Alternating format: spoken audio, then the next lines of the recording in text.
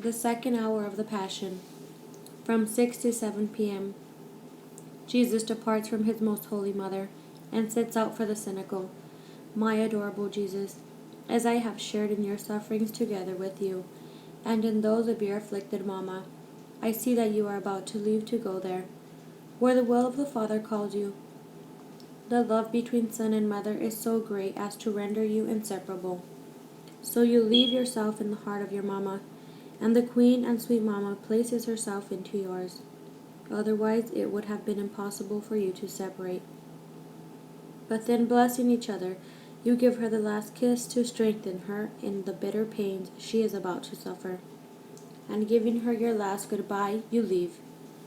But the paleness of your face, your trembling lips, your suffocated voice, as though wanting to burst into tears in saying, "Goodbye." Ah, everything tells me how much you love her and how much you suffer in leaving her.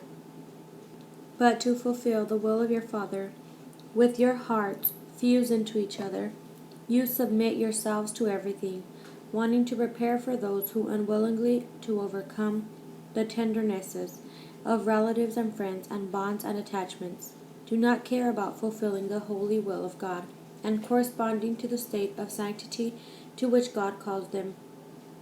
What sorrow do these souls not give you, in rejecting from their hearts the love you want to give them, contenting themselves with the love of creatures?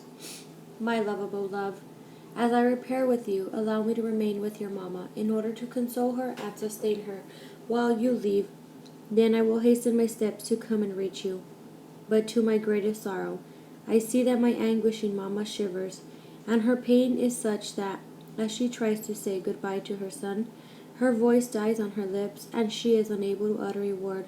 She is about to faint, and in her swoon of love she says, my son, I bless you. What a bitter separation, more cruel than any death.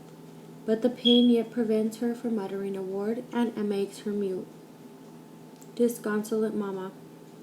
Queen, let me sustain you, dry your tears, and compassionate you in your bitter sorrow. My Mama, I will not leave you alone, and you take me with you and teach me in these moments so painful for you and for Jesus what I have to do, how to defend him, repair him, and console him, and whether I must give my life to defend his.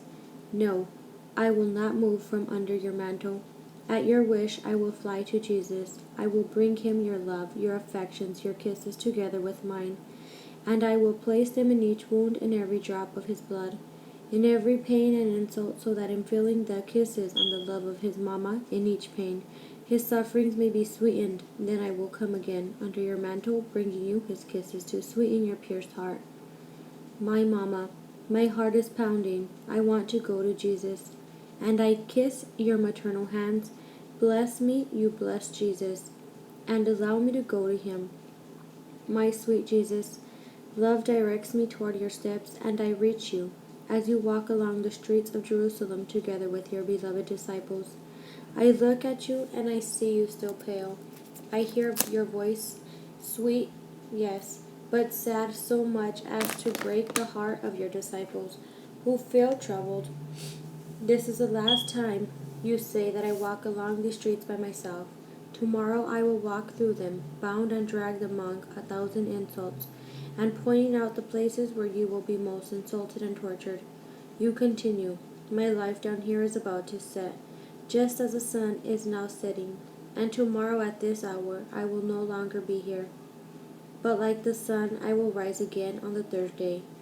At your words, the apostles become sad and taciturn, not knowing what to answer. But you add, courage, do not lose heart, I will not leave you, I will be always with you, but it is necessary that I die for the good of you all. In saying these words you are moved to, but with trembling voice you continue to instruct them, and before enclosing yourself in the cenacle, you look at the sun which is setting. Just as your life is setting, you suffer your steps for those who find themselves at the setting of their life, giving them the grace to let it set in, and repairing for those who, in spite of the sorrows and disillusions of life, are obstinate. I am not wanting to surrender to you. Then you look at Jerusalem again, the center of your prodigies and of the predilections of your heart, Jerusalem, which in return is preparing your cross and is sharpening the nails to commit the decide, and you tremble, your heart breaks, and you cry over in destruction. With this, you repair for many souls consecrated to you, whom you try to form with so much care as portents of your love, but ungrateful and unrequiting, they make you suffer more bitternesses.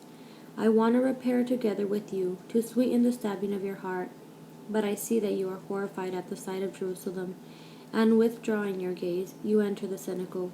My love, hold me tightly to your heart, that I may make your bitternesses my own, to offer them together with you, and you look with pity upon my soul, and pouring your love into it, bless me.